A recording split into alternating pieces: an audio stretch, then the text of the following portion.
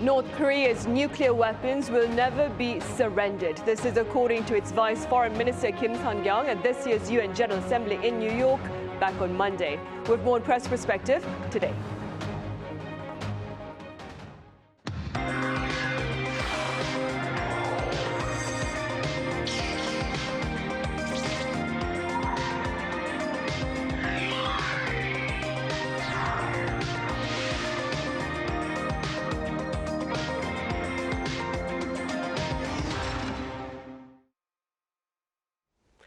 Hello and welcome to Tuesday's edition of Press Perspective. It's September 30th here in Seoul. I'm Min Sunhee. On the last day of this year's UN General Assembly, that is this past Monday, North Korea's Vice Foreign Minister Kim Son-gyong took to the podium to reaffirm his regime's commitment to its nuclear arsenal. For more on this, I have Sebastien Falletti with French daily Le Figaro live on the line. Sebastien, it's been a while. Welcome back. Good morning, good afternoon, Sunhee. Yeah, it's been a while. Sorry to be online. I was hoping to be in the studio, but we had some traffic issue. Right, Sebastien, it's still great to have you on. I also have Dr. Bong Youngshik at the Yonsei Institute for North Korean Studies. Dr. Bong, it's a pleasure to have you with us. Good evening. Right, Sebastien, we start with you. Let's begin then with a recap of the remarks shared by North Korea's Vice Foreign Minister at the UN General Assembly. Yes, this was a very meaningful appearance from the Vice Foreign Minister Kim Son-gyong. First, because it's the first time a senior North Korean diplomat is appearing at the UN National Assembly since 2018. And this is extremely significant because it's not only more than 6 years, but it's also a lot of things have been happening around the world and on the peninsula. And since then, we can remember last time when the diplomat appeared, it was we were in a moment of honeymoon period between the US and North Korea, at least some warming up, just in the context of the Singapore summit between Donald Trump and Kim Jong-un.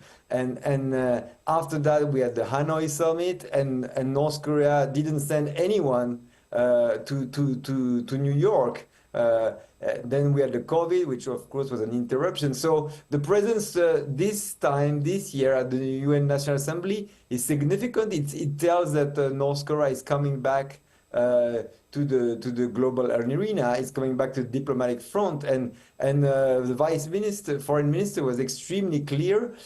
He stated a position of North Korea, saying that North Korea will never give up its nuclear weapons. It says, I quote him, that they were sacred, they were part of they were equal to sovereignty for North Korea. They were enshrined in the constitution of the country, and so they were basically off the table of any negotiation, future negotiation with any other countries, and especially, of course, the United States. But at the same time, Vice Minister for Foreign Affairs Kim Son-gyong also indicated that North Korea was open to dialogue with any country. And here again, we can all think about the US. But basically, so it was a two-pronged approach, like showing some strength, some resolve, setting the tone, setting North Korea's condition for a talk, but at the same time, an opening for diplomacy on their own term. Right. That's what I would sum up briefly, but I'm sure Dr. Bong has much more to say about this. Right, and that being said then, Dr. Bong, what were your takeaways from this UN address by North Korea? Rather than what Vice Minister of Foreign Affairs, Mr. Kim Son-gyong, said in his speech at the United Nations General Assembly meeting, the more important thing is that North Korean government actually sent high-rank official to deliver the message to the entire world, especially toward the United States.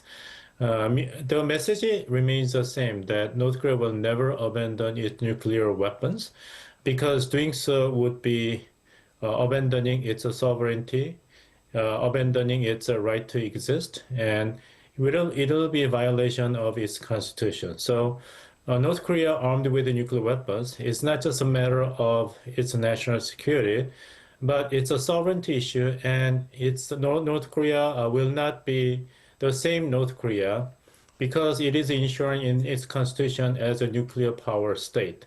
So Vice Minister Kim's message is a repetition of the long-standing position of North Korea as for its nuclear weapons and missiles. But at the same time, as Sebastian said, that there is an opening for dialogue, that North Korea is open to engage in for dialogue and cooperation with a lot of issues for countries that show the respect and friendship to the Republic. So it's a clear message toward South Korea, Japan, and the United States to meet the conditions demanded by North Korea if they want to do something about reduction of nuclear threats and capability of North Korea. North Korea is only open to the dialogue and negotiations that will eventually recognize North Korea as a de facto nuclear power state. So any talks with North Korea will not be for the purpose of denuclearization, but arms control that recognizes North Korea as a nuclear power state. Dr. Bong, do you suppose such hardline rhetoric from North Korea, including, of course, its leader Kim Jong-un, is an attempt perhaps to seek some sort of leverage ahead of potential talks with Mr. Trump then? Definitely, right? When somebody so strongly denounces something, that is ironically and psychologically speaking, the person may want that so dearly. So repetition of a very strong message by Mr. Kim Son-gyong, representing the Foreign Ministry of North Korean government, and reiteration of the previous message delivered by the Supreme Leader Kim Jong-un that sharpening nuclear weapons are shields and swords for the survival of the Republic.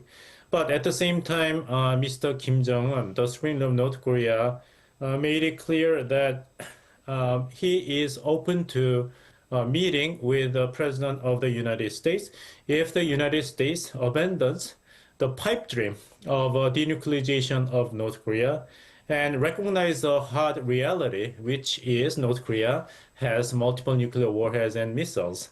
And if the United States have a genuine intention to foster peaceful coexistence between the two countries, then he is amenable to the idea of having another round of diplomatic meetings with the leader of the United States. Sebastian, there has been talk about the need for Europe to bring up to date its North Korea policy, especially amid reports that North Korea could possess more nuclear weapons than the UK by the year 2035. Now, currently the UK stands fifth, after France that is, with 225 nuclear warheads as compared to France's 290 that is. And Sebastian, feel free to correct me if I'm wrong with those numbers. But what more can you tell us, Sebastian? Well, first, the big picture is that, of course, a lot of things have been happening since Europe has been engaged with North Korea. We know that previously, until the year 2000, the EU was trying to play a bridging role between the US and North Korea. There was some policy of engagement at the beginning of the 2000 years, and some member states of the EU had opened some representation, even Pyongyang. There was a push, and of course, all this has been frozen, and in the face of the ratcheting of tension on the nuclear front over the past few years and the failure of diplomacy. But also, there have been some significant change because, of course, the last few years, Europe has been extremely busy with another major geopolitical challenge, which is the invasion of Ukraine by Russia and the threat posed to European security. And of course, a major fact here is that for the first time we have an external country, North Korea, who has been sending troops to Russia to support Vladimir Putin's war of aggression against Ukraine. So this is a major concern for Europe. But interestingly, the EU and European countries have been, of course, shocked by this fact, but they haven't really updated their policy on this. we can say that actually within Europe, there is a big difference between the majority of EU states who are kind of distracted and still see the North Korean issue as very far away, despite the presence of a North Korean soldier on the European soil. But there's also countries like the UK and France who are permanent members of the Security Council and who are both nuclear power, who of course look at this in a very different light. They look at this with a strategic view of a nuclear power, and they are adamant that North Korea should not be recognized as a nuclear state. This is especially the case of France, who has been actually quite having a hawkish stance on the North Korea issue. They didn't establish diplomatic relation, and they are still sticking to this position that there should be denuclearization of the peninsula. So of course, countries like France and even the UK are now watching what's going to happen between the US and North Korea, because if there is some hint from Washington that the US could drop its refusal to admit North Korea as a nuclear state, that would be kind of a challenge for those capitals. When it comes to the nuclear arsenal and the fast-growing development of North Korea, we know that Kim Jong-un has said he wants to develop, as he said, exponentially his strategic arsenal. There are different reports about where they are actually standing from. It's very hard to verify because, of course, there's no access. I mean, some people have been arguing they have enough fissile material to do at least 50 nuclear bomb and potentially enough material to do 90 nuclear bomb. But some other report, as you quoted, are saying that potentially, if nothing happened in the coming years, North Korea could reach that threshold of 300. But there's a big if here, because first, we don't know the reality, and there's a big question mark here is about also the delivery ability of North Korea, because it's one thing to have the nuclear material, but you also need to have ICBM that are functioning. You need to have a full surveillance system, and all these things are still very much in question. Do they have this ability to actually strike and to a great power nuclear arm like the US or some other country? That's still a very big question mark. So the bigger picture is more for Europe to be able to look at the North Korean issue in a different light, interlinking it with what's happening in Europe. And this is a big challenge for European policymakers because, as I said, they are extremely busy on Ukraine and internal woes. So it's a big question that we need to watch in the coming months. Right. Well, for President Lee Jae-myung, though, Dr. Bong, he has proposed a phased approach to denuclearization. He shared the proposal at the UN General Assembly under an initiative abbreviated as END, referring to exchange, normalize, and denuclearize. Dr. Bong, could you walk us through the potential pros and cons of this particular proposal? The acronym END, as explained in his speech at the United Nations General Assembly meeting by President of South Korea Lee Jae-myung, means exchange, normalization, and denuclearization. And I don't think this is a concept that has been through very close and effective coordination and cooperation among different branches of the Lee Jae-myung government of South Korea, because different government branches have different explanations about this concept of END. The Ministry of National Unification says that this is step-by-step sequential approach to denuclearization on the Korean Peninsula, but President's office and the Foreign Ministry deny these sequential aspects of the concept, that these three elements may be pursued approximately at the same time, not necessarily in sequential manner. So it seems like one particular ministry of the Lee Jae-myung government must have the ears and the intention of President to have him actually deliver this message at the United Nations General Assembly, but this concept is far from clearly defined. So actual implementation of this END vision does not bode well.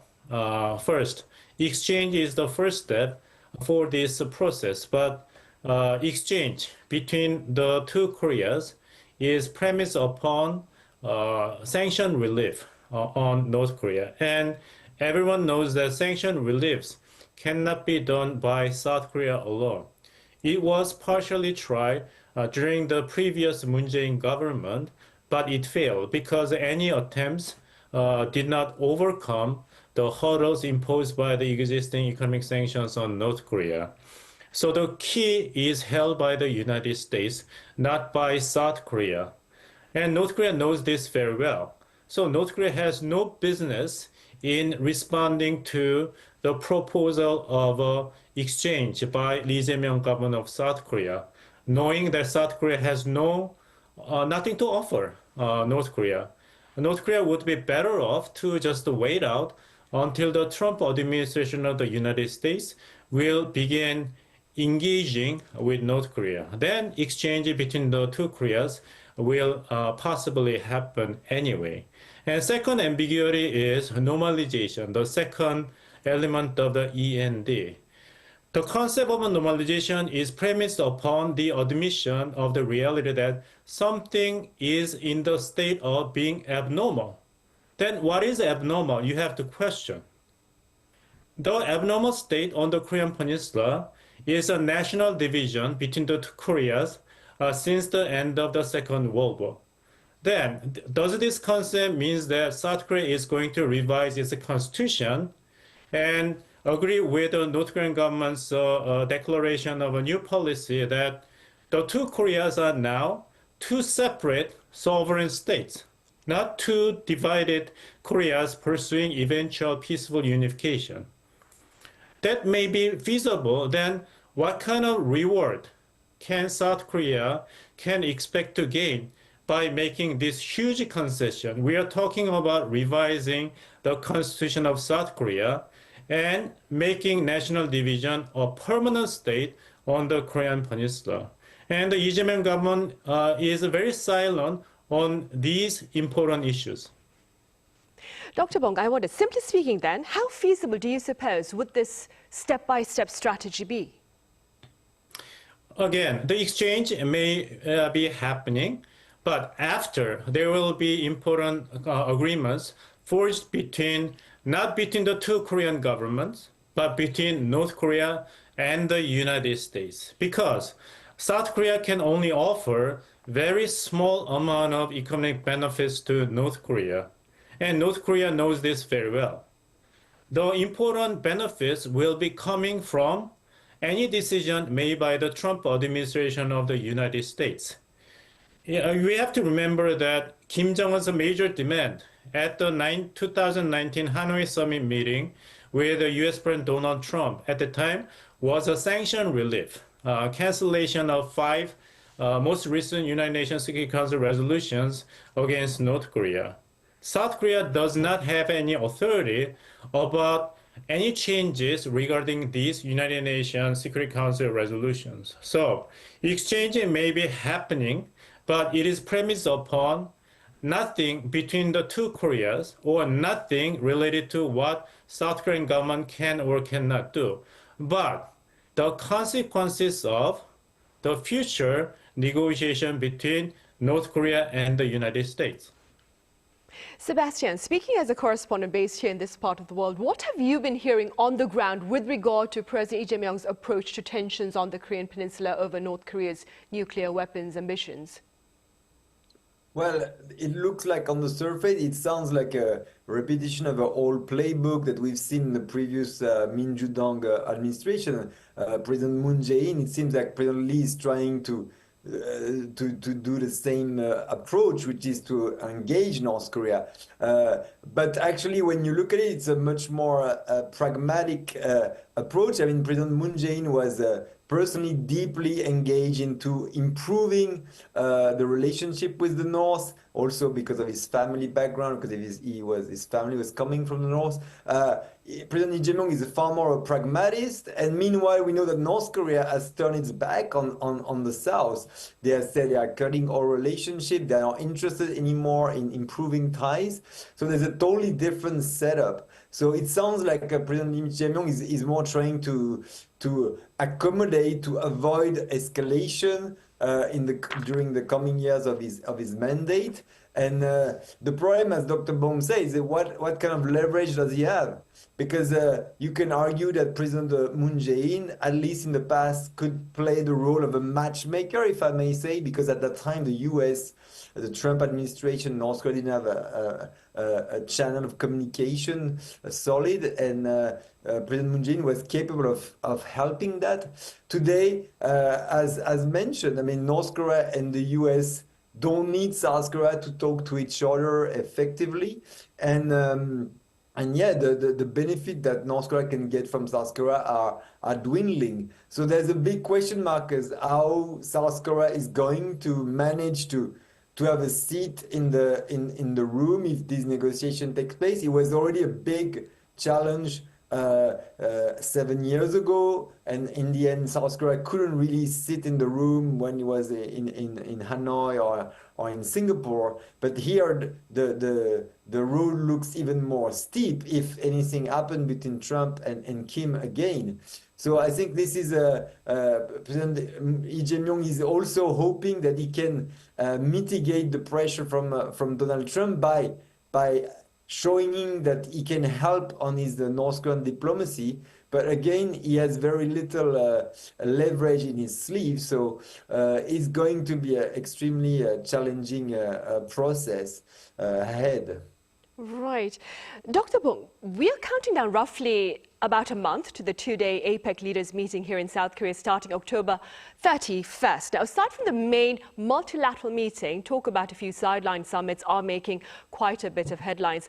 Which do you suppose are some of the potential bilateral summits that should remain on South Korea's radar, and why? Of course, the biggest crown jewel of sideline bilateral summit meetings in conjunction with multilateral meetings taking place at the APEC summit meeting held in Gyeongju, South Korea, would be potentially the bilateral summit meeting between China and the United States. Because the tariff negotiations between the two superpowers, militarily and economically speaking, have not reached any resolution yet. And the expiration date for the 90-day pause is coming nearer and nearer. The deadline for these two economies to settle the tariff dispute is the 10th of November, only less than 2 weeks after the APEC summit meeting held in South Korea. So it is speculated that the two leaders would come up with some important breakthroughs in the sidelines of the APEC summit meeting because both leaders are now committed to attending the summit meeting.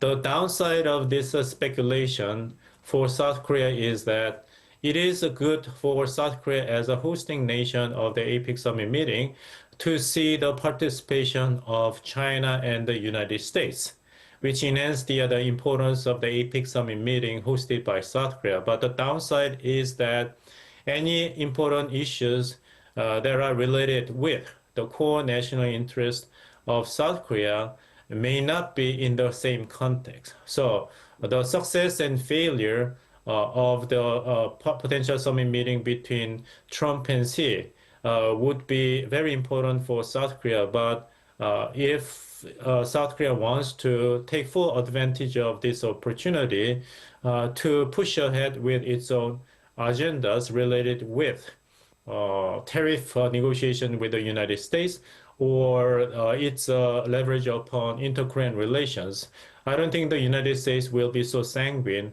about listening to South Korea's requests and demands in this context. Right, I see. Well, we have about a month to that multilateral gathering and, of course, the sideline event, so we'll have to wait and see. All right, Dr. Bong, thank you so much for your insights today. Sebastien, thank you very much for your time and thoughts. Thank you. Right on that note, we end Tuesday's edition of Press Perspective. We return same time tomorrow with more panel discussion.